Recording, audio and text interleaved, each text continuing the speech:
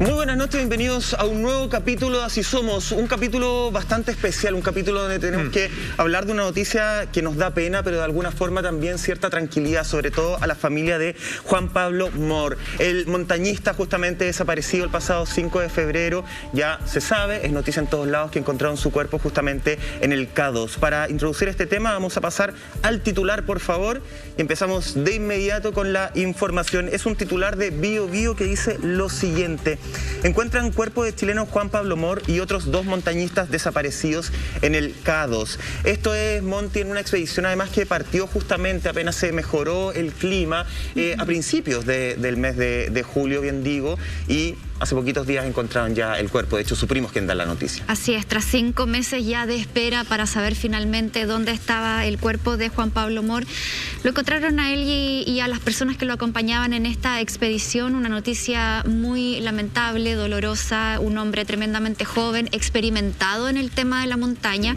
Y para eso, Salfate, queremos conocer todos los detalles, cómo comienza esta expedición que sabemos se inicia a fines del año 2020. Ellos llegan a Pakistán en enero del 2021, tienen ahí algunas complicaciones, pero finalmente estamos hablando de un hombre que ya tenía mucha experiencia en estos 8000, como se denomina a estas montañas que tienen más de 8000 metros de altura. Por lo tanto, era un hombre que sabía a lo que iba, y además ellos querían ir, porque en un principio va con otro alpinista español con el fin de llegar a la cima del K2 en pleno invierno, que ese era como su desafío principal.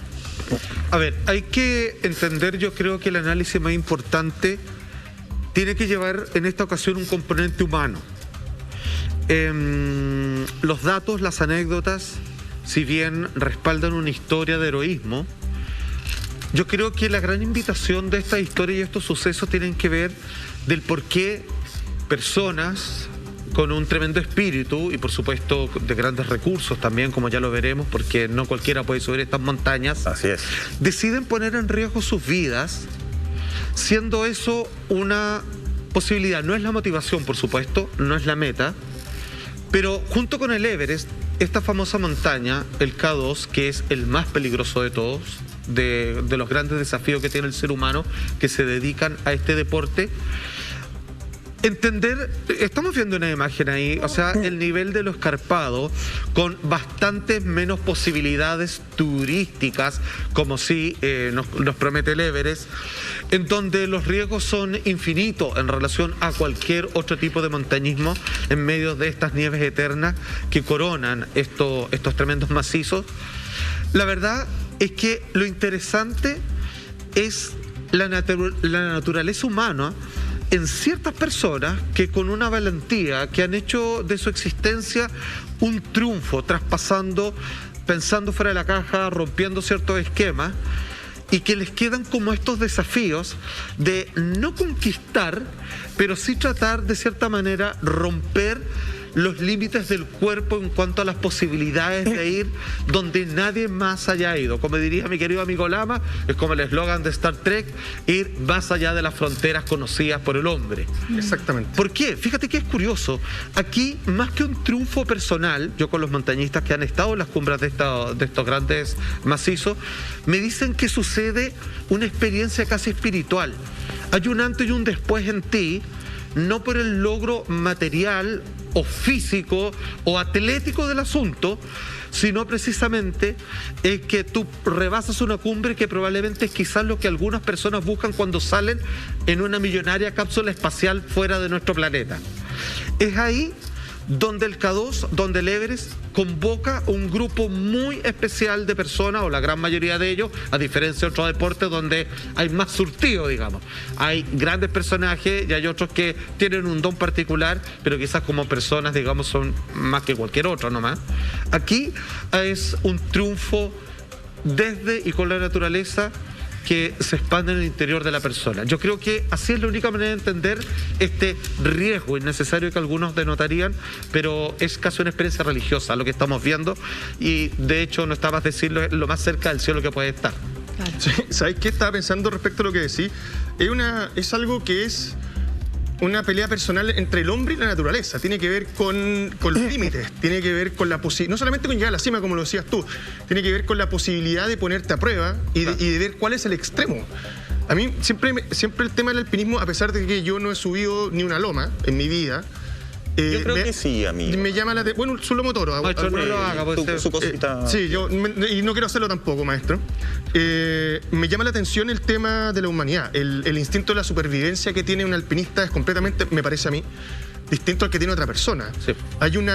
Y como tú decías, hay un antes y un después. Algo pasa, algo te pasa. Y yo recuerdo que tuve la oportunidad en la universidad de escuchar a Mauricio Purto, quien estuvo en 2 expediciones al Everest, una del fin del 88-89, que no llegaron a la cima, y la del 92, que se topan increíblemente 2 chilenos en la cima.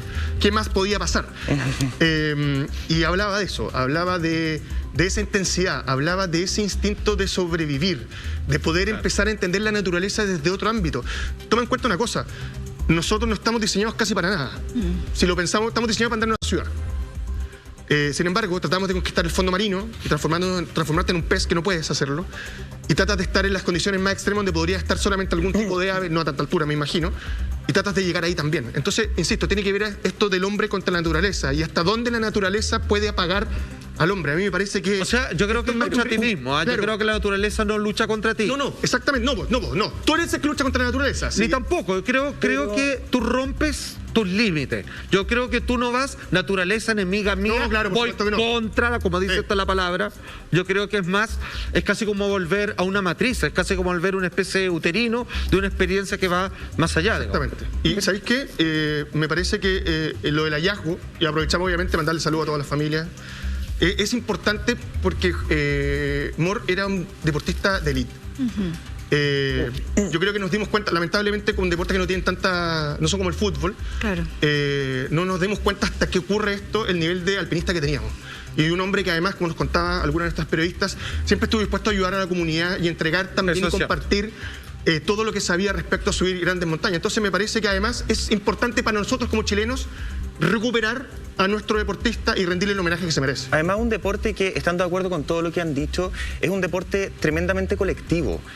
Acá no va el individualismo, acá tú le entregas tu vida al compañero con el que estás escalando. Claro. Y un poco esa analogía hacían con el primo de Juan Pablo, que él prometió que iba a volver al K2, que iba a ir a buscar a su primo, y justamente hasta que lo logran encontrar. Piensa que estábamos viendo unas imágenes hace un rato de cuando van como todos escalando en filita. Sí. Tú te acordonas a la persona que está adelante y a la persona que está atrás. Tú le entregas tu vida al compañero. Ahí vamos a ver algunas imágenes. Entonces, es un trabajo tremendamente colectivo.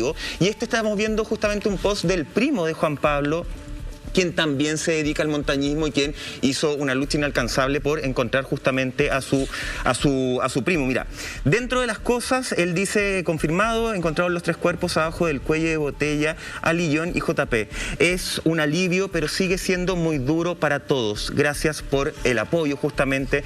De hecho, llevó una placa conmemorativa que trajeron, entiendo, desde Chile, con fotos familiares, para dejar un recuerdo, para dejar ahí el legado de JP. Hace un rato Monty decía de cómo se da esta historia y de qué otras personas estamos hablando justamente.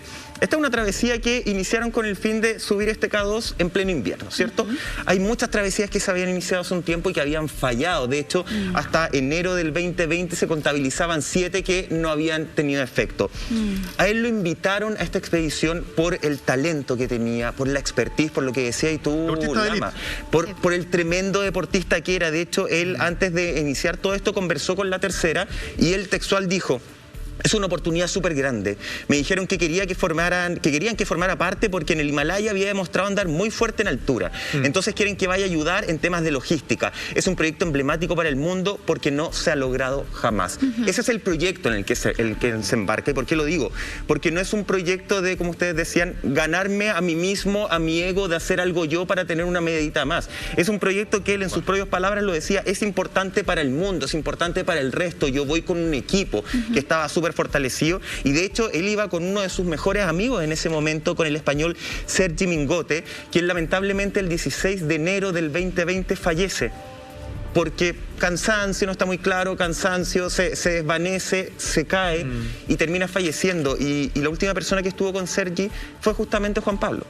Y Juan Pablo después dijo en algún momento, yo tenía la opción de no seguir o de seguir.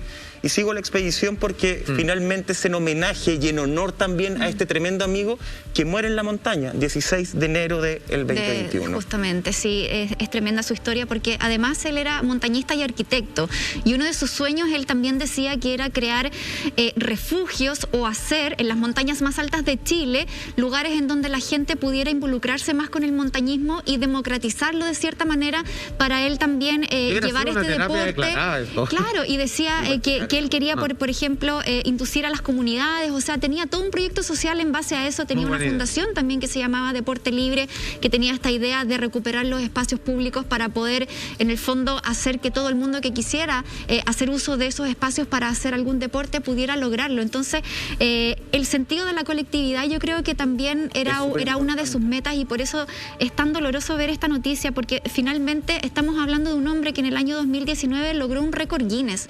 Él fue la primera persona en ascender a la cumbre del Lhotse, que es la cuarta montaña más alta del mundo, que está dentro de estos 8.000, como les decía yo, una montaña que tiene 8.500 metros de altura, que está muy cerquita del Everest, y él luego de inmediato se pasa al Everest, o sea, hace esta travesía sin pausa, es decir, sin volver a su campamento base, sin tener un oxígeno complementario y sin tener ayuda de los Sherpas, que son estos lugareños, los nepalíes, que siempre son los que guían de alguna manera ciertas expediciones. Junto con la montaña, vienen con el kit. Exactamente, sí, claro. que son lugareños, o sea, viven en las laderas de la montaña y conocen ese lugar, además que tienen una condición física, por lo que leía de un profesor de la Universidad de Cambridge que hizo un estudio en donde analizaban cómo los Sherpas podían ir, por ejemplo, y subir hasta lo más alto de estas cumbres sin mayores problemas físicos, y también tiene que ver ahí con una estructura genética.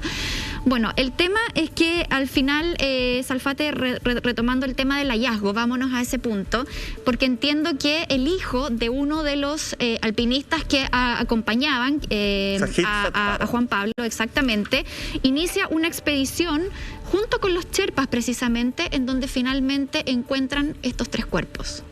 ¿Puedo sumarte algo a eso? Sí. Que además tiene que ver con lo que estábamos hablando del colectivo, porque Sajid Satpara, quien es hijo de Muhammad Ali Satpara, él también estaba en la expedición. La persona que hace esta expedición con los Sherpas, que logran encontrar el cuerpo de estos 3 montañistas, Sajid Satpara, él estaba en la expedición, pero él se tiene que retirar porque tuvo un problema con su oxígeno. Entonces el papá le dice, ¿sabéis qué? Así no se puede, por lo tanto tú retírate. Aquí voy con este dato que me parece importante, porque acá hay otro montañista que no dejó nunca a su padre y a sus compañeros de montaña. Él podría haber sido una de las personas que efectivamente muere en el K2. Por cosas de la vida, le falló el oxígeno, se tuvo que retirar. Pero aún así, cuando además ya saben que no hay ninguna opción de encontrarlos con vida, él sigue en la norma de este trabajo colectivo. Y va y hace la expedición, y a lo mejor tú en tu casa, que no todo el mundo tiene por qué saber, dirá, bueno, pero esto fue el 5 de febrero, ¿por qué recién ahora hacen esta expedición? Lamentablemente la búsqueda la tuvieron que parar porque las inclemencias del clima no les permitió realizar la búsqueda. Ahí, y Salfate, tú lo podrías explicar mucho mejor que yo, el clima cambia no semana a semana, no día a día, hora a hora. En algún minuto tú podías estar con una nevazón tremenda y después a la otra hora te pueden avisar, mira, parece que ahora ya podemos ir saliendo. Y eso uno no lo puede predecir antes. Entonces el clima recién permitió que ahora se hiciera esta expedición, pero es importante destacar efectivamente que acá son un grupo de compañeros, más allá del lazo padre-hijo, que no se abandonaron nunca. De hecho, según lo que decía el primo de Juan Pablo, una avalancha habría sido lo que ellos creen efectivamente que en realidad, termina con la vida. Lo que fue, hasta lo que logramos entender, déjame retomar algo muy importante que tú dijiste.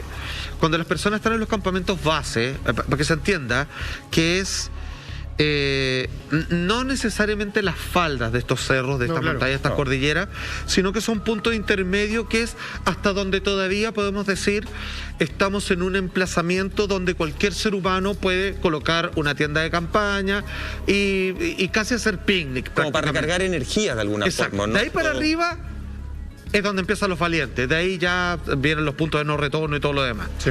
Entonces, cada vez me contaban las personas que han escalado estas cumbres, es que necesitan ver cómo va a estar el clima en el día y hacer una proyección de cuánto podría variar en las siguientes horas para ver si toman la decisión de subir o no. Sí. Con la tragedia, y lo digo así, pues, es lo que me toca, digamos, tragedia para el bolsillo, que llegando hasta ahí, a veces dicen, ¿saben qué? Por los próximos días nadie puede subir, y a veces llegan otras personas que tenían una fecha predestinada para hacer eso mismo y se tienen que ir, digamos, y se perdió el viaje por completo.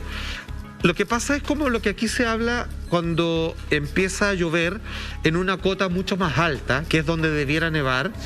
Finalmente hubo como una especie de lluvia y granizada en una altura muy alta, y eso soltó parte de la nieve y por lo tanto generó una avalancha, no sabemos de qué dimensiones, Claro. pero que sepultó obviamente. O sea, ahora la posición de cómo ellos fueron hallados es como tratando de taparse, de cubrirse frente a lo que se le venía encima. Ahora estamos hablando de personas tan entrenadas que, dándolo todo hasta el último momento, yo creo que también tenían la clara conciencia de que probablemente ese era el final para todos ellos. Fíjense que uno nunca termina de mencionar esto como un deporte, pero probablemente este sea el deporte más distinto de todos los demás. Más extremo, además. Porque todos los deportes en general están hechos para ser recibidos por un público. Claro. Todos los deportes La gran mayoría. tienen graderías de personas viendo y aplaudiendo para un equipo u otro. Incluso, mira, atención, me levanto un momento, me voy a colocar arriba incluso, para que ustedes entiendan las laderas de lo que simultáneamente uno podría decir que es relativamente fácil ir para acá. Pero aquí es cuando comienzan por un camino que no está marcado y donde los sherpas son de gran ayuda, pero te dejan hasta la mitad y después ellos se devuelven porque ellos lo consideran un riesgo innecesario y entienden de que hay personas que quieren. Fíjate, a través de las aplicaciones que tenemos, cómo vemos donde ya el camino acá desapareció por completo. Aquí solo por instrumentos, Sí. por instinto, porque aquí tú no estás siguiendo un camino que fue hecho previamente para que y vuelvo a repetir, deporte se lleve a cabo. Cuando todos los deportes, fútbol, hockey, atletismo, aunque sea individual, está hecho con público que vitorea, con jueces que te van diciendo, le pasó tal cosa, van comentando. Acá ellos están solos. Aún en equipo, aún en grupo, aún en familia, solamente está la naturaleza como testigo de los que son ellos. Mira, acá está un campamento a 7.357 kilómetros y medio de altura. Generalmente cuando se va subiendo cualquier este tipo de colina, iba a decir, de montañas, digo. se arman campamentos en los lugares en los cuales tú puedes ascender un poco y alcanzas a volver en el caso que haya algún tipo de inclemencia del clima. Es un lugar donde almacenan el oxígeno, donde pueden alimentarse, donde pueden pasar la noche.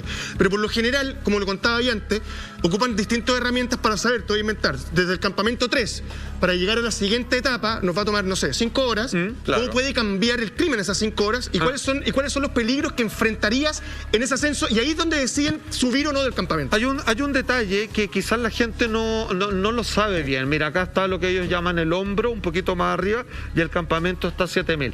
Vamos subiendo, claro, y acá está. Ahí va para abajo. Y después llega otro campamento cuarto, a la otra altura. exactamente. Imagínate lo que son esos 300 metros. 300 metros para nosotros son 3 cuadras. O sea, 3 cuadras es algo que no significa ningún desafío para nadie. Claro. Sin embargo, 300 metros, en esta distancia, es una brutalidad que, o sea, cada metro, cada paso cuenta. Ojo, no sé si lo notan, pero estamos lejos todavía de llegar todavía a la cumbre. Todavía O sea, falta, aquí sí. ya comienza a escarparse y falta todo esto, y suma metros, y recién llegar acá donde uno coloca bandera. Quiero decirle un detalle que la gente quizás lo ignora, pero fíjate que gran parte de los problemas de los montañistas tiene que ver con que se deshidratan y mueren de sed. Y uno dice, ¿cómo? Pues está lleno de nieve. Molecularmente, si yo tengo sed y yo tomo nieve, la nieve no hidrata el cuerpo celularmente. Es como que no estoy tomando nada. Claro. No puedo saciar sed, ni me estoy hidratando por tomar nieve. No puedo hacerlo, ni aunque uno se imagine así como, hoy la caliento en la boca, la revuelvo y la deshago y me la tomo. No sirve. Tiene que ser a través de fuego o volver a recuperar molecularmente su estado líquido, pues si no, estás como rodeado de agua que no te sirve. Oye, me quedé pensando en lo que tú decías de efectivamente con la expertise que tenían, ellos tienen que haber luchado hasta cierto punto en el que ya entendían que probablemente no se podía más. Ayer revisaba una entrevista de archivo de las hermanas de Juan Pablo y una hermana decía, yo sé que él murió luchando, pero ojalá no tanta lucha. Porque esa lucha tiene que haber sido realmente tremenda. Y decía, yo sé cómo era él, lo conozco, pero ojalá en mi corazón que no haya tenido tanto espacio para la lucha, porque tiene que haber sido tremendo ese momento. Estamos hablando de del K2, que es sin lugar a dudas la montaña más peligrosa del mundo. O sea, tenemos cifras que hablan de algo así como 400 personas que han alcanzado a llegar, no en época de invierno, esto es en invierno, por lo tanto le suma la gravedad. O sea, nadie había alcanzado a llegar justamente en invierno, y además 90 personas fallecidas, más o menos va el conteo, y de hecho este fin de semana recién pasado falleció otra persona intentando subir el K2. Vamos a ver el titular que lo trae La Vanguardia justamente. Y dice lo siguiente: un escalador escocés muere en una avalancha en el K2 al intentar una nueva ruta. Eso es solamente para dar un ejemplo, es un nombre más que se suma a la lista de estas 90 personas que han fallecido haciendo este intento. Ojo, ya habían existido expediciones de intentar escalarlo, de subirlo en pleno invierno, y habían fracasado. Claro. Esta le suma, la montaña más peligrosa del mundo, Lama, le suma que era invierno, y eso es un detalle importante que no se nos puede escapar. Sí, ya hay un tema con la... ¿Veamos un registro? Con las rutas, sí. Mira, ese registro justamente es de las avalanchas que grabaron compañeros de este ciudadano escocés que lamentablemente falleció hace pocos días. Rick Allen. Que precisamente bajan por donde uno podría considerar subir. Sí, ¿sabes lo que pasa? Es que acá hay un punto importante, porque claro, el Everest tiene rutas turísticas, tiene rutas, no lo quiero poner en forma ridícula, pero tiene rutas que son más fáciles de subir que otras. Sí. De hecho, la expedición de García Buero en el 92 sube por una ruta que no estaba tipificada y que era muy difícil.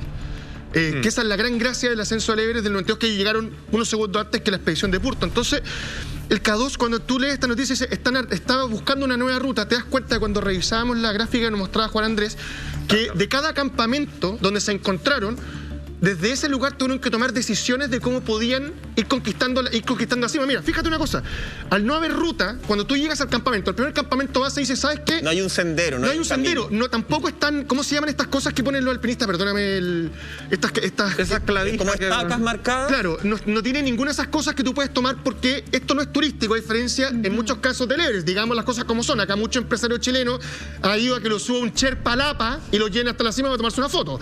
Entonces, me acordé de los Simpsons. Igual que los Simpsons. Entonces, me parece que es lo mismo. Acá tú te das cuenta que en un deporte como este, tenés que estar en una cima como esta, tenés que tomar decisiones desde cada campamento y ir haciendo tu propia ruta. Exacto. Por eso es mucho más complejo, porque todo el mundo conoce el Everest, hay esta película, lo que queráis, pero este es el que tiene el desafío real para un alpinista. Este es el que pone a prueba tu expertise, el que tú te paras desde el campamento base y dices, ¿sabes qué? Nos vamos a ir por ahí.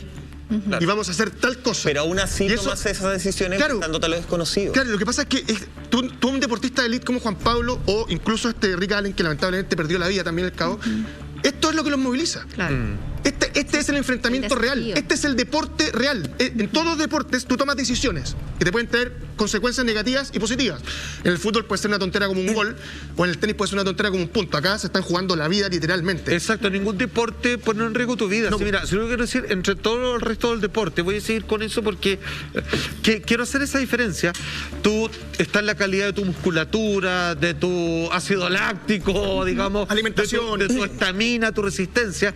Acá tienes que tener algo que no es calculable, porque no es objeto de estudio, que es tu espíritu de lucha, que es la calidad de tu corazón. Cuando digo corazón me refiero al alma que llevas dentro, que es capaz de, frente a estas situaciones, decir, voy a luchar hasta el final.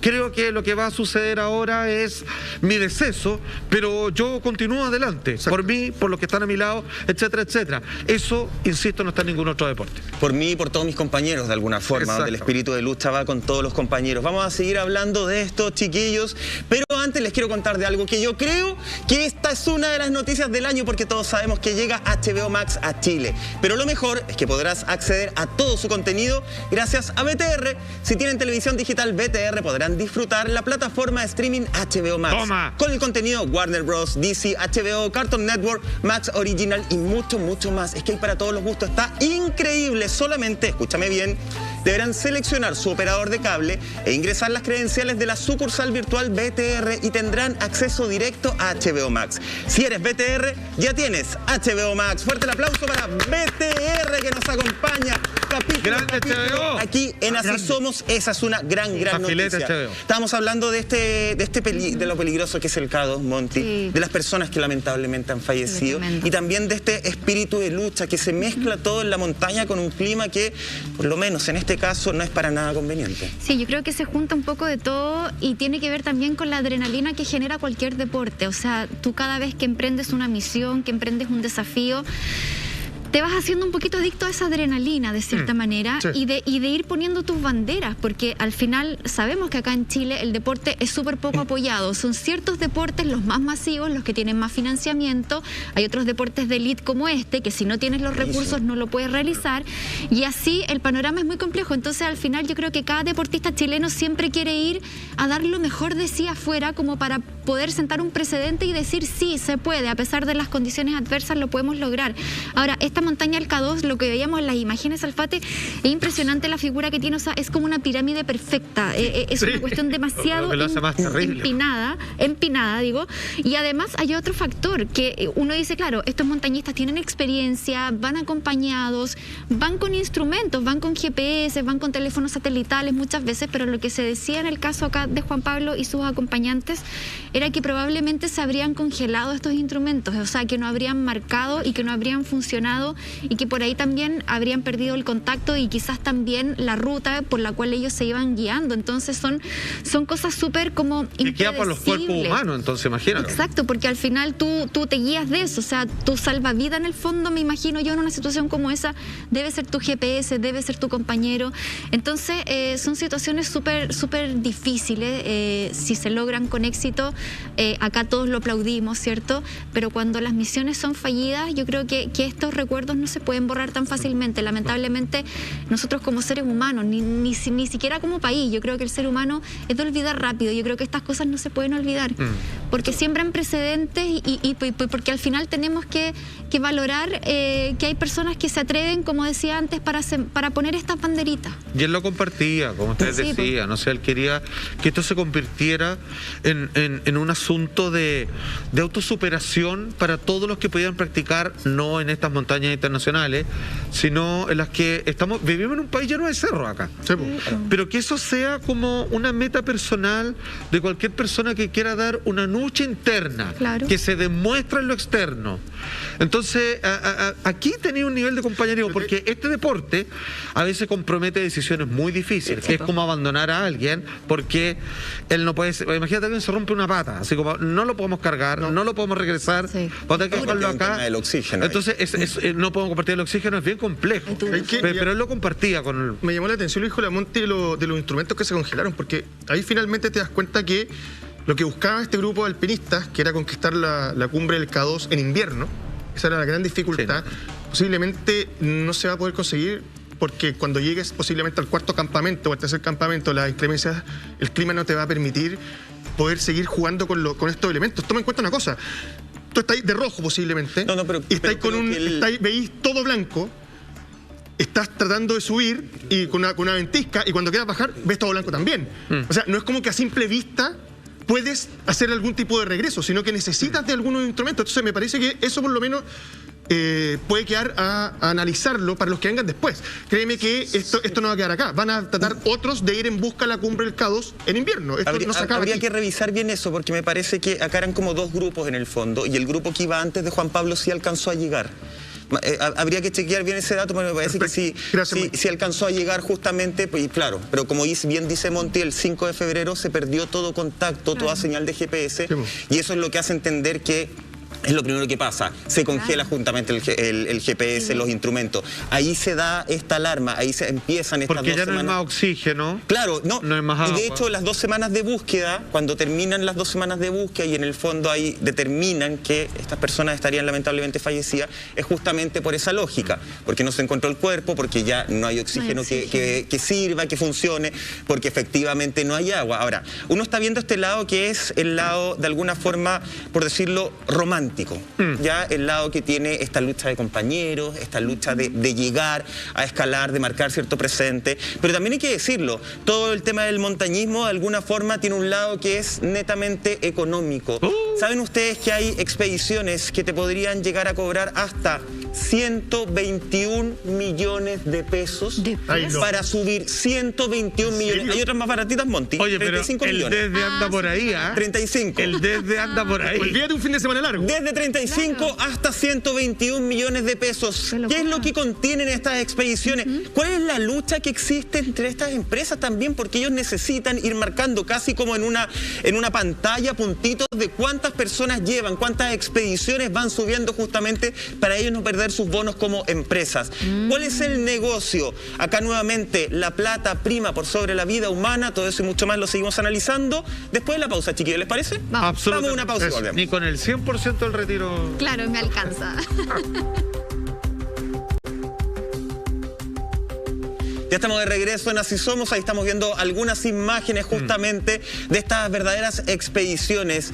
Superación personal, superación grupal, cariño por el deporte o en otras instancias un simple negocio. ¿Y por qué digo simple negocio? Lo hablábamos antes de irnos a la pausa. Monty, desde 35 millones de pesos hasta 121 millones de pesos te puede costar el tomar una u otra agencia, porque además acá hay distintas agencias, casi como que se pelean para ver quién lleva más personas y quién da más servicios que incluyen desde tener personas, guías en algunos casos, cherpas en otros, tener fruta fresca todos los días en base a un helicóptero que te la lleva. O sea, por eso hay más agencias en el Everest que en el K2 o cualquier otra, porque en el Everest está un poco más garantizado de que tú puedas llegar a la cumbre, porque en realidad lo que te vende el paquete turístico, además del pasaje, la estadía, los especialistas, los instrumentos y bla, bla, bla, es como hay toda una comitiva atrás esperando que tú logres colocar tu bandera arriba, porque para ellos son más puntos turísticos de que la próxima vez la gente elija su agencia en vez de la otra. Pero Salfate, es verdad que van como filmándote, como haciendo una película, a veces sacando fotos. Tienen el contenido completo para redes sociales. Es el paquete primero, estamos hablando de los 160 millones de pesos, digamos, si va incluido todo. Claro, va selfie. O sea, de hecho, no sé si ustedes saben, pero nosotros tocamos el tema. Parte del negocio de las comitivas que hicieron es que China, que a mí me parece así, que ya es la mega máxima que se mandaron, colocaron una antena de G5 arriba del Everest, que supuestamente, como hablábamos ayer, ¿cierto? Con la excusa de no, es para que los instrumentos no se pierdan y lo marcan. Pero, ¿para qué se usa mayoritariamente? Para que tengáis así como conexión a Instagram y mandar al tiro la selfie, así como, llegué. Monty, vamos. ¿Tú cachai que esto suena?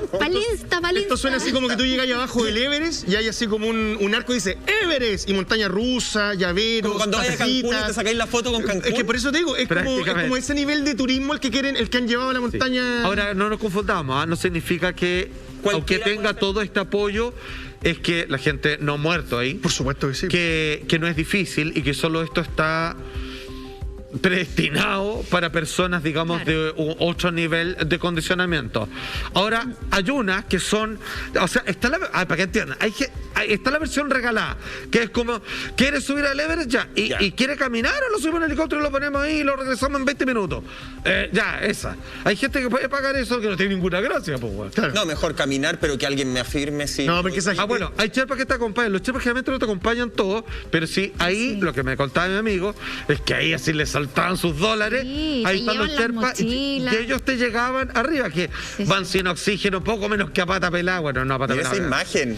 Compadre, y él te va llevando todo y él como si nada, o sea, tú vas solo tú, livianito. Claro. Y él te lleva las mochilas. Y él te lleva todas las cosas. Como una especie Pero no es que haya un camino, mira, solo hay que entender que llega un momento donde tenés que escalar y tenés que ir con cuerda y todo el atado. Y el Sherpa dicen que si le pagáis va, hace como que está más cansado que tú. Claro. Así como que claro, como que simula, grande amo, lo logró, yo no podía llegar hasta ahí. Sube así el Sherpa, sube así, tranquilamente. Son de esa onda. Ahora, no me gusta nada. Hay un tema, lo vamos a decir acá y sin prueba de lengua. El que puede pagar para que lo suban en helicóptero, es un tipo que ya está parado por sobre todas nuestras Claro, cabezas y no y está necesita arriba. pararse en la cumbre más alta del mundo para seguirte diciendo que Claro, está por es que sobre En este ahí- país hay gente que lo puede. Ahí entra el fotógrafo. O sea, imagina, es como vimos el video, ¿se acuerdan una vez? Que estaban todos así por la pista de atletismo. Compadre, ¿qué me importa? El que iba grabando al lado con así una cámara que iba rajado. más adelante que todo. Sí, po. Ya, aquí el fotógrafo es alguien que es súper experto ya a esta altura. Mira.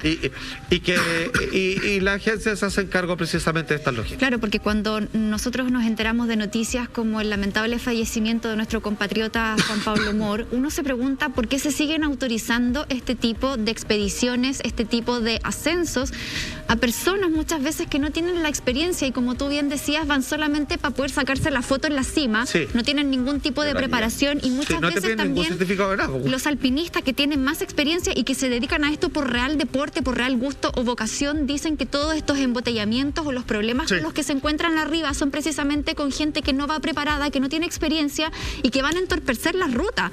Entonces uno dice, chuta, entonces ¿cómo esto no se regula? Porque hay un gran negocio detrás de esto y ahí entramos el tema de las agencias en donde te ofrecen una cantidad de cosas y acá claramente va a depender cuánto tú puedas pagar por todos esos servicios, por Michael, porque de verdad que si tú quieres ir como en modo turista solamente para hacer la choreza, Adeo.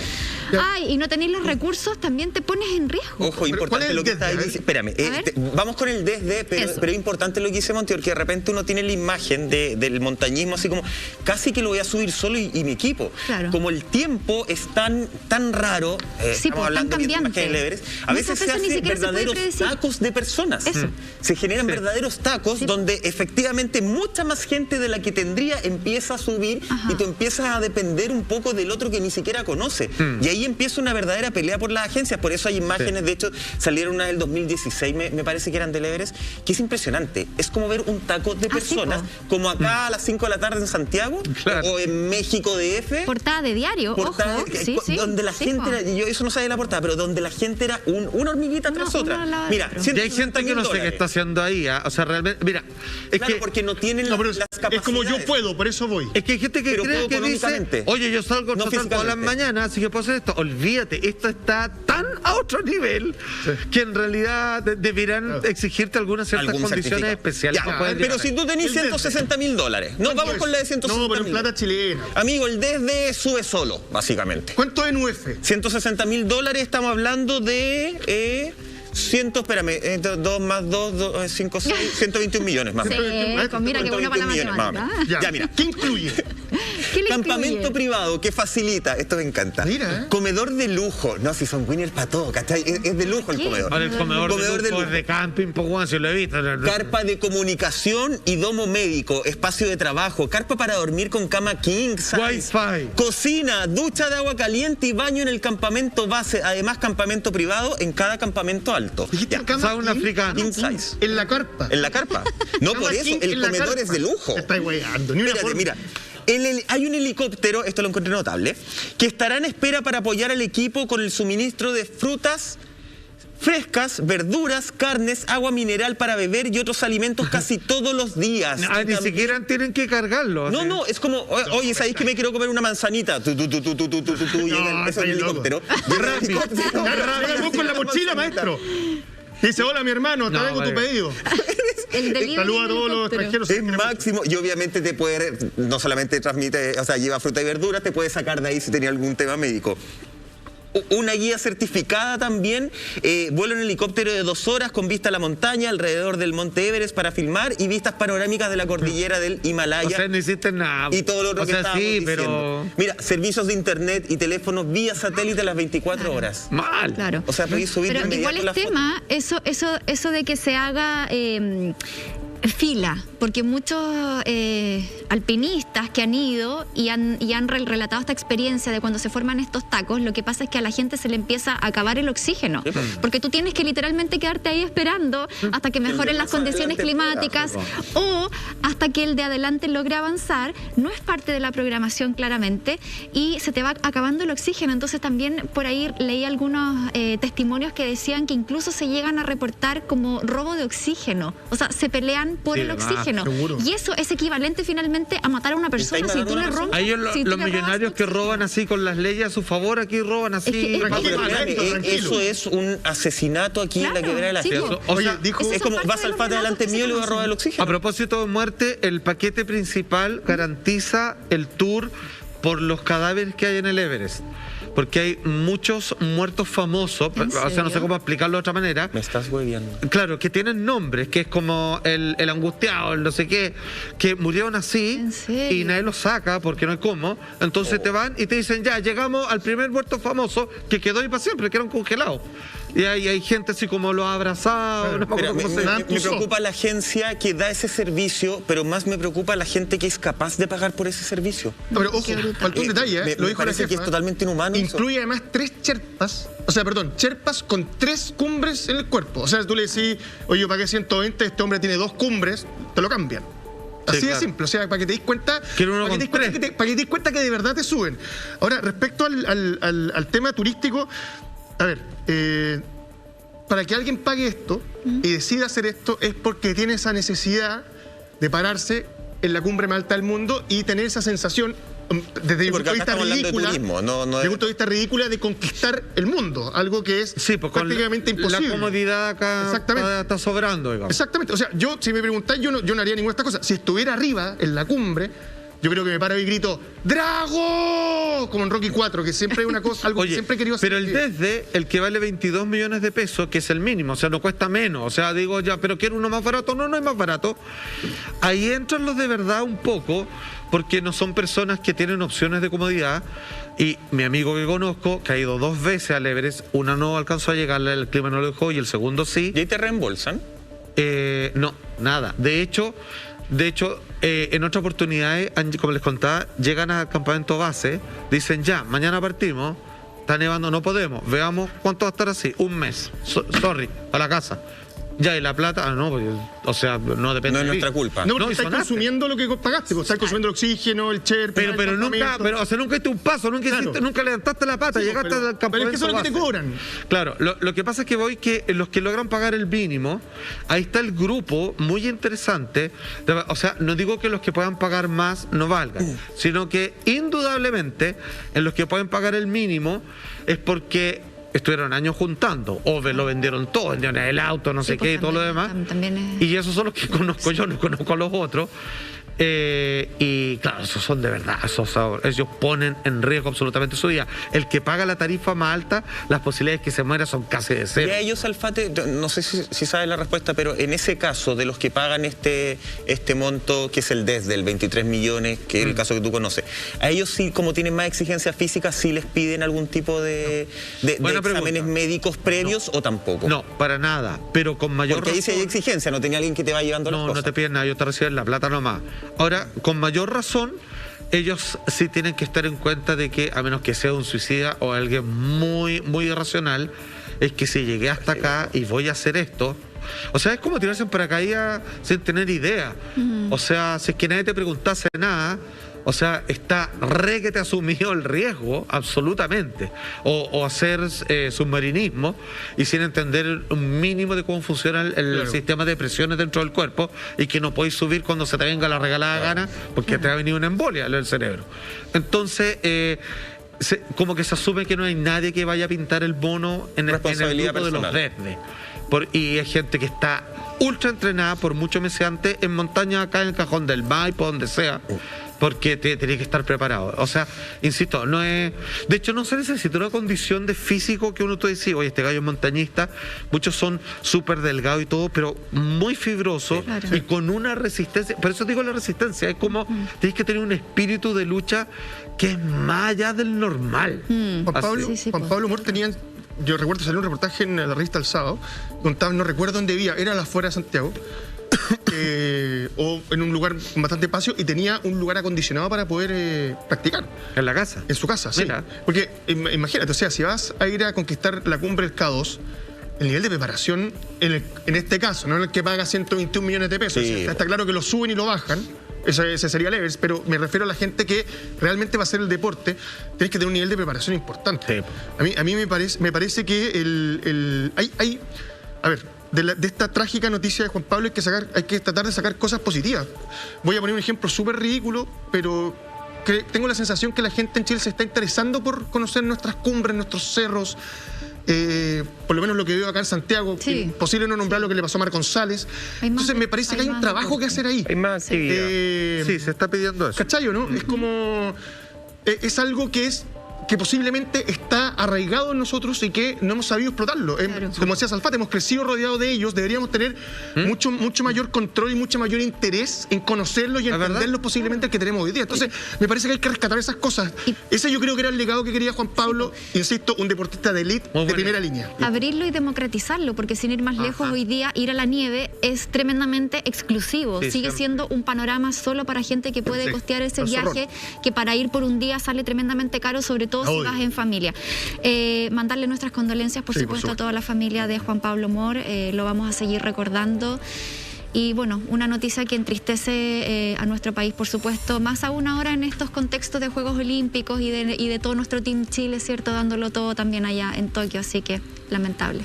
Oye, vamos a pasar a otra noticia que también tiene este tono de tristeza, justamente vamos a hablar de Claudio Valdés. Tú tal vez lo conoces mucho mejor como El Gitano, este joven que a los 18 años sorprendió a todo Chile en el programa Talento Chileno de Chilevisión. Lamentablemente a los 29 años falleció la madrugada de este domingo a eso de las 5 de la mañana cuando compartía un vehículo junto a 6 personas más. Se dice que iban 7 personas en ese vehículo. Ellos perdieron el control según todo lo que se está investigando. Aún todo es investigación preliminar. En la ruta justamente que une Talcahuano con Concepción, ahí en la región del Biobío, hasta la mañana de este martes existían ya 4 heridos y lamentablemente 3 fallecidos. Estamos hablando, uno lamentablemente Claudio Valdés, también quien habría sido su polola, Aleli Melimán, de 18 años, y también José Mora Sepúlveda, de 24 años. Se está todavía en análisis, en estudios, si había un exceso de velocidad, que además, acompañado de las inclemencias del tiempo, habría hecho que ellos chocaran de alguna forma, perdiendo la dirección del vehículo y colisionando con una parte del puente que hay en ese sector. Y además también está en investigación si la persona que conducía el vehículo estaba bajo los efectos del alcohol, ya que según la investigación preliminar existían botellas de alcohol en el vehículo. Accidente a eso de las 5 de la mañana más o menos. Sí, ¿sabéis qué? Sin duda un muchacho con mucho talento. Sí, de ese talento salvaje, natural. Está ahí. No hay que pulir, no hay que hacer nada. Está ahí y es perfecto. Y me parece que acá hay algo importante a destacar, más allá del tema del alcohol, que es muy importante, sin duda. A mí me parece que cuando un auto tan pequeño van 7 personas, está generando... hay un peligro. Ya hay un peligro. Y acá no me voy a dar ningún tipo de... ¿Cómo decirlo? No voy a dar ningún tipo de ejemplo. Yo tengo que reconocer que durante mi juventud me subí a millones de autos con más gente a la que tenía que todo. Y tú sabías que estabas corriendo un riesgo. Y me parece que se ha logrado mucho en el tema automotriz, el tema vehicular, el hecho de poner reglas claras de cosas que no se pueden hacer y que no pueden pasar. El cinturón de seguridad hubiera hecho un milagro acá. Por supuesto, porque por eso han eyectado. Entonces, me parece que si alguien quiere tomar la posta, más allá del deceso de estas personas, se les saluda a su familia, es que este tipo de cosas no pueden volver a pasar. Tampoco un auto tan pequeño. Tú veías el vehículo, lo que quedó del auto, y te decían, acá iban 7 personas, y tú decís, ¿pero cómo? Yo cuando lo vi pensé que se habían equivocado en las noticias. Yo también pensé, al dar la cifra, porque dije, es imposible. Porque, digamos que existan 7 personas. Los autos son cada vez más chicos, además. Entonces, me parece que ahí hay una pega a hacer. Porque, a ver, ya, hay una responsabilidad del tipo que, si no me refiero a este caso, que toma el volante bajo el efecto del alcohol y posiblemente va solo y termina provocando un accidente, pierde la vida o pierde la vida de otra persona. Perfecto. Pero también hay responsabilidad, aunque que nadie haya tomado alcohol y se suba en un auto para 4 personas, 8. Claro. ¿Cachai? Eso, perdóname, con 4 personas atrás ya no veís para atrás. Ya no tenía el espejo de retrovisor. Estás poniendo en peligro algo. Súmale además lo que decía la autoridad. Decía, más allá del tema de la velocidad, que todavía no está claro, la lluvia ha dejado pozones, lo que provoca que en el pavimento tú veas que brilla y pienses que esté solamente húmedo, cuando en realidad hay un hoyo que se llenó de agua. Y ahí puedes perder el control. Exactamente. Entonces, insisto, creo que el tema de 7 personas en auto es algo a analizar. Hay algo que hacer ahí. Lo digo como sociedad, como país, como leyes, como sea. Exacto. Hay que analizar sin duda la educación que nosotros tenemos al manubrio, al volante, como pasajeros, como peatones también. Eso es muy, muy importante. Vengan, por supuesto, las condolencias a las familias de estas 3 personas que han fallecido. Pero hay un análisis análisis profundo que hacer y también una historia que recordar. El gitano, una persona que a los 16 años se fue de su casa, que se forjó, como decía bien Lama, fue autodidacta, se forjó en las calles de Talca, en las micros él cantaba, justamente se fue a vivir con sus tíos, aprendió a tocar guitarra, lo decía en una entrevista en el Cara a Cara, viendo videos de Maná, formación musical mexicana. La historia del gitano y también de otros artistas, tremendos talentos chilenos, locales, que han fallecido a temprana edad, lo revisamos después de la pausa.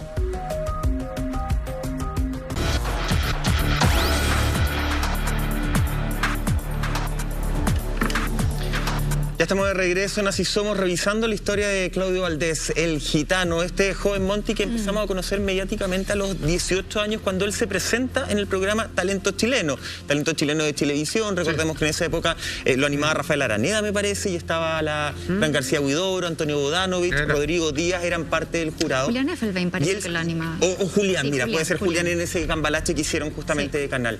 Y él llamó la atención no solamente por su talento, sino que también por su historia de vida. De hecho, en la entrevista como previa que muestran, él cuenta, le dicen, oye, ¿quién te acompaña? ¿Tu familia? Él dice, no, nadie sabe que yo estoy acá. Claro. No sabe mi mamá, no sabe mi papá, no sabe mi hermano, porque hace mucho rato que no hablo con ellos y se van a enterar justamente cuando me vean por la tele.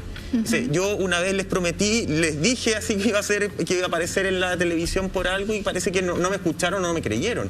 Él tiene una historia de que se crió básicamente con sus tíos, que cantó en las micros de Talca, una historia, pasó también un momento por centros de internación infantil, por el Sename, o sea, un hombre que se hizo solo en la vida de alguna Exactamente, forma. Oriundo de Talca, se crió también en Los Ángeles, como tú bien decías, llega a Santiago, y un poco lo que relataba ayer su ex-manager Jorge Portugués, que comentaba justamente que él había llegado a Santiago, que vivía solo en su departamento, que no sabía cómo moverse en ninguna parte. De alguna manera él lo acoge, lo lleva a vivir a su casa y por ahí lo empieza a forjar como artista, porque ve su tremendo potencial.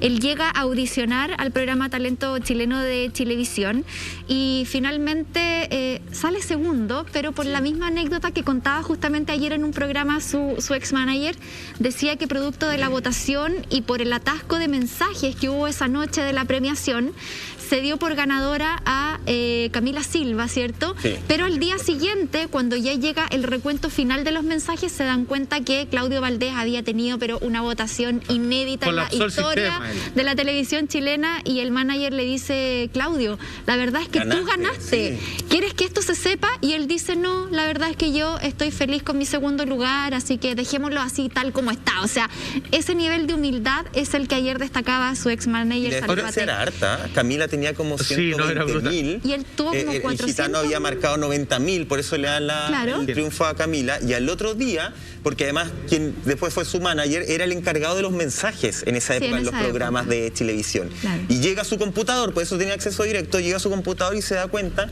justamente los mensajes habían sufrido como un atasco, 440.000. O sea, la votación más alta a nivel histórico en un programa de talento en esa época. Ahora, fíjense que parte de su personalidad, a ver, porque él tiene una resiliencia increíble. Sí. O sea, de cierta manera, tratar de vincularte a las artes y desarrollar tu talento sin tener garantizado tu supervivencia básica es algo que muy pocos se atreven a hacer. Imagínate que hay gente que nunca le faltó un plato de comida en la casa, tuvo escolaridad completa y de repente le dicen, oye papá, quiero ser artista, le hacen así la tapa, le dicen, no, estáis loco, te vas a morir de hambre. Él, sin nada de lo básico garantizado, decide explotar un talento que indudablemente él lo tenía claro que tenía. Sin embargo, así como esto que contaba Monty, donde él dice, sí, o sea, tú me dices que yo gané, qué bueno, pero déjalo ahí nomás, es cuando se le preguntaba respecto a internacionalizar su carrera. Él decía, no, Chile nomás. Es como, aquí estoy bien, pues están los míos, está la gente que conozco, siempre quiero trabajar con este y con esta, y tranquilito, digamos. O sea, era... ¿Qué quiero decir con esto? Él estaba gozando y ya a él le parecía que la vida le había hecho un regalo tremendo, que es poder hacer lo que él mejor y más quería realizar como cantante. Entonces, no sé, que las circunstancias de esa humildad sí quizás lo llevaron a fallecer en un automóvil que no le correspondía andar, con una cantidad de gente que tampoco, nunca lo vamos a saber, digamos, si eso solo es parte, digamos, del contexto nomás, pero uno no deja de admirarlo por el pequeño Mozart que es él, que aprendió a tocar guitarra, como tú decías, viendo tocar de otra manera, ni siquiera un tutorial. En YouTube uno puede aprender casi cualquier cosa hasta tocar guitarra, pero viendo concentradamente cómo toca otro grupo, es como aprender leyes por escucharlo a los abogados en los matinales, imposible, y él lo logró. Entonces, me parece que esa combinación con su carácter más bajito, más tranquilo, más humilde, a mí me dan ganas así como de darle un abrazo, por lo menos a la distancia. Y sabéis que todos destacaban eso. Muchos artistas empezaron a dar sus condolencias a través de las redes sociales. Algunos yo siento que un poco para el mono, pero otros muy de corazón y muy real, como el caso de Gonzalo Yáñez, que él, bueno, Gonzalo además es un dulce persona, pero acogió mucho tiempo al gitano, trabajaron juntos, le escribió una canción y él decía, esta canción que yo le escribí a lo mejor no es la más exitosa del mundo que yo he escrito, pero sí es una de las más importantes, porque era un tremendo desafío. El gitano le dijo, necesito que me hagas una canción que me represente. Gitano que además había sacado hace pocos días, 2 días antes de su muerte, un tema que es Nena, vamos a darle. Bueno, una historia de la música que además, Monty, se repite en otros artistas, porque nosotros tenemos una historia en nuestro país de mucho talento, pero también de personas que han fallecido tremendamente jóvenes. Y ahí tenemos una lista que vamos a ver. Sí, tremendo. Lamentablemente una lista más bien larga de artistas que han fallecido jóvenes y en el pic de sus carreras. Hay varios casos, nos queremos quedar con algunos, como por ejemplo el de Andrés Bove. Él es, bueno, compositor, productor y también fundador de La Ley, que hace 27 años pierde la vida en un trágico y doloroso accidente en moto la madrugada del 10 de abril del año 94, cuando él iba camino a ver a su novia, luego de haber estado con sus compañeros de La Ley. Habían estado en un concierto a beneficio por la hija del futbolista Héctor Robles, jugador del Palestino, quien ahí tenía una afección bien importante, y ella necesitaba irse a hacer un trasplante, a Houston, a Estados Unidos. Y en este regreso a casa es cuando pierde el control de su motocicleta, se estrella en la comuna de La Reina y finalmente pierde la vida. La verdad es que uno dice, a ver, joven, 27 años, ojo con la edad, club de los 27, pero también en un momento súper pic de su carrera. Entonces, aquí es cuando uno dice la vida, ¿por qué pasan estas cosas? Qué injusto es. Y ahí uno se puede hacer tanto tipo de preguntas, ¿cierto? Que de repente la gente más, no sé, como que dejan tantas cosas pendientes todavía por hacer. Y fíjate que, déjame recalcar algo, que él era una persona muy particular. A mí me tocó conocerlo porque un amigo cineasta, Pepe Maldonado, fue el primero que ellos se acercan para hacer su primer videoclip, que es Desiertos. Y es algo que un poco también heredan parte del resto de los músicos de La Ley que continuaron con la carrera en México. Pero que era un hombre muy espiritual, fíjate. Pero es raro, porque quiero explicar esto bien. Generalmente los rockeros, los más talentosos, hasta los más cuafos, tienen una inclinación bohemia. Un estilo de vida. Un estilo de vida que es tanto de positivo, pero que precisamente quizás en su calidad de artista, esa inconformidad que los lleva a vivir en los extremos, en la experiencia de la intensidad de las cosas. Pero este hombre, fíjate, tenía un particular interés, por vivir en la calma, de hablarle a la vida en sus distintas facciones, pero vivir en un estado de tranquilidad, me atrevo a decir, como decía al comienzo del caso, casi espiritual, fíjate. Y cuando digo espiritual es porque se le interesaban esos temas de verdad. Entonces, de ahí que enganchamos en esa oportunidad, pero él se fue demasiado pronto, porque sabéis que era 27 años. No, era talento, pero estamos viendo las imágenes. ¿Sabéis que año 94 yo había tenido 12 años y recuerdo y veo las imágenes y me viene a la memoria lo que fue y el impacto que provocó el deceso de Andrés Bove? Fue de esos baldes de agua fría que nadie se veía venir. Además que La Ley justamente estaba empezando a pegarse ese despegue a internacionalizar su carrera. Ya era un grupo que estábamos todos escuchando constantemente en la radio. Ya sabíamos quién era cada uno de ellos. Entonces fue como un balde de agua fría, no solamente por el tema de la edad, sino también por cómo se provoca el accidente. ¿Sabéis qué? Te juro que veo las imágenes y me transporta inmediatamente a la casa de mis padres, en la habitación, viendo la noticia. Incluso el titular de La Tercera que revisamos. Fue un impacto bastante duro para el mundo de la música y también te diría que para el país entero. queda esa sensación de ese músico que nos robaron. Sí. Que no lo alcanzamos a ver lo que lo teníamos que ver, que nos perdimos posiblemente lo que hubiese sido su tremenda carrera en México. A lo mejor la ley, sin quitarle mérito ni mucho menos, hubiese llegado más lejos, o no más lejos, a lo mejor hubiese experimentado con sonidos distintos. De otra forma. Hubiese tenido una carrera posiblemente muy distinta como la conocemos hoy. Tú hablas de impacto, una muerte que causó y hasta el día de hoy sigue generando un tremendo impacto. Desde el más grande de los bateristas, Gabriel Parra, justamente baterista de los Jaivas, que el 15 de abril de 1988 falleció en un accidente también automovilístico. En este caso, él había organizado un viaje para poder organizar un concierto en Nazca, movido por esta pasión que él sentía por la cultura incaica. ¿Qué significó su muerte? ¿Qué es lo que ha generado hasta el día de hoy el deceso del más grande, del más importante baterista de Chile? Bueno, todo eso lo revisamos después de una pausa. No se vaya, esto es Así Somos.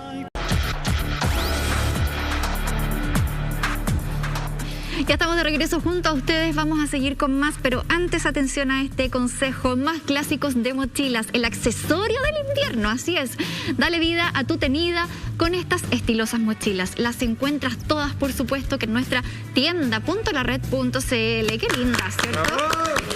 Oye, retomamos este tema, estábamos hablando de los artistas chilenos que perdieron la vida siendo muy jóvenes de una manera inesperada y que dejan un legado tremendo en nuestras raíces musicales. Justamente quedamos con el caso de Gabriel Parra, chiquillos. Así es, bueno, la mañana del 15 de abril él salió justamente de su hotel en la capital y tomó la carretera panamericana rumbo al sur. Acompañado él estaba de una productora peruana, justamente del lugar pasado, el pueblo de Paipa, a 380 kilómetros al sur de Lima. El automóvil chocó con un monolito justo en un ángulo conocido entre los locales como la Curva del Diablo, y a los pocos minutos falleció. Qué tremendo, sí, bueno, fue una muerte que marcó un antes y un después para la biografía de los Jaivas. Él tenía una capacidad técnica tremenda, carisma, liderazgo, creatividad. ¿Tú sabes que el Día del Baterista en Chile es por su cumpleaños? ¿Fue hace poquito? ¿El 25 de julio? 25. 25 de julio. Yo ando perdido la fecha también, pero es por el natalicio de Gabriel Parra. Estamos hablando de un músico reconocido y re que te pedido en Alemania, por ejemplo. Hace que entender que dentro de gente que vivía así como a medio en el exilio, a medio digo, porque no todos ellos, digamos, estaban perseguidos, digamos, por el gobierno de Pinochet, pero sí tuvieron bastante conflicto en hacer, por ejemplo, la banda sonora de la película Raúl Ruiz de Palomita Blanca, ¿cierto? De la Furcae. Sí, estuvo 17 años bajo llave. Sí, pues tal cual. Fue la que se salvó de que le hicieran peineta, como otras tantas películas de grandes cineastas nacionales. Ellos en Europa llevaron un movimiento que ya en nuestro propio continente era original, que era una música de rock andino, altiplánico, a la búsqueda de tratar de hacer una unificación que Bolívar no pudo en la música, o que ¿cómo se llama? Violeta Parra tampoco, en su especie de antropología musical, trataba de ver cuáles eran los puntos en comunes de las distintas canciones folclóricas en el recorrido que hizo por Chile. El mismo Frank Ellos lograron juntar todo, lo que decía exactamente, muy bien, amigo. Entonces, este hombre, hay que entender de que uno no puede hablar solo del talento particular que lo caracterizaba, sino que junto con su compañero, de el recorrido y experiencia y propuesta musical que hicieron, que es como... Tremendo. ¡Te pasaste lo que lograron! Tremendo. Una cosa impresionante. Y un grupo que ha pasado generaciones, y el legado más importante que deja Gabriel Parra es sin duda su hija, ¿cierto? Sin duda. Juanita Parra, que es una de las grandes bateristas de nuestro país, que se sigue desempeñando como parte también del grupo de los Jaivas, llevando ese talento heredado en las venas. Hoy día, de verdad que escuchar a la Juanita en la batería es pero un deleite. De hecho, estuvo para los premios Pulsar. Ya recordaste, por ahí que hicieron un video, sale tocando batería sola. La promoción estaba de lujo. Es una tremenda. Así que bueno, a través de ella podemos seguir con su recuerdo súper vivo. Imagínate, bueno, a los 41 años falleció lamentablemente Gabriel Parra. Imagínense la presión en su momento, ese peso sobre los hombros para Juanita. De tomar un poco el lugar. Y hablo de presión no solamente mediática, no solamente laboral, hablo de presión emocional también.